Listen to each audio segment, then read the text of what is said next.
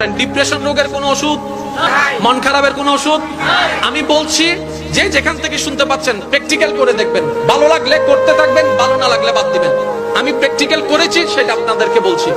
যখন আপনি দেখবেন আপনার মনে বেশি পাথর জমে আছে, আপনার দুঃখ কষ্ট বুঝার মতো কেউ নাই, আপনার চোখের পানির মূল্যায়ন দেওয়ার মতো কেউ নাই, আপনার দুঃখ কেউ বুঝছে না, আপনার কষ্ট কেউ বুঝতেছে না, আপনার আশে নেই পাশে নাই নাই নাই কেউ নাই, আপনি যখন খুব একা মনে হবে, আপনার দুনিয়ার কষ্ট যখন আপনাকে চেপে ধরবে, আপনি কিচ্ছু করবেন না, শুধু একটা কাজ করবেন, যাই নামাজটা পিছিয়ে ডাইরেক্ট সিজদায় চলে যান, ডাইরেক্ট সিজদায় চলে যান, কপালটাকে ঝুঁকাই দেন, নাকটাকে ঝুঁকাই দেন, হাতটাকে ঝুঁকাই দেন, নিজের অস্তিত্ব বিলীন করে দেন, চোখটা বন্ধ করে সিজদার মধ্যে চলে যান।